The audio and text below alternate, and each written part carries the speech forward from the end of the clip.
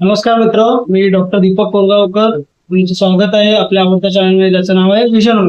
Uncertainty ही लाईफमध्ये नेहमी बघायला मिळते. माणूस आज आपल्या आयुष्यातून जाण्याची एखादी गोष्ट आपल्या आयुष्यात घडून जाते, एखादी घटना घडते, अनसर्टन असते ती आपल्यासाठी. तर कधी कधी तो आघात आपल्याला पेलवत नाही, तो आघात सडनली आपल्यावर होतो. एखादी वाईट घटना किंवा एखाद्या माणसाचा अब्सेन्स, रिमूव्हल ऑफ पर्सन और एव्हरीथिंग फ्रॉम अवर लाईफ, याचा एखादा खूप तीव्र आघात आपल्या मनावर पडतो. अशा वेळी काय करायचं? अशा वेळी होमिओपॅथी काय करू शकते का?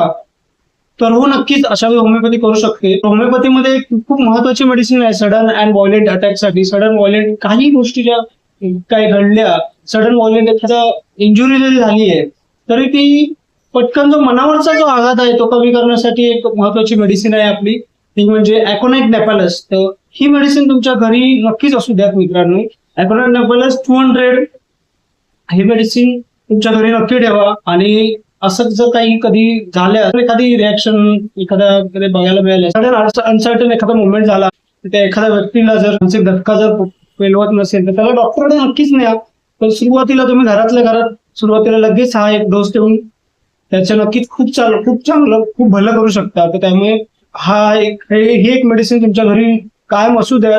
असं काही झालं तुमच्या घरात किंवा तुमच्या आसपास, तर नक्की त्याला एक डोस अॅकोनाइट 200चा द्या आणि नंतर त्याला पुढील ट्रीटमेंटसाठी पाचारण करा. धन्यवाद. Doctor Deepak Korgaonkar, vision.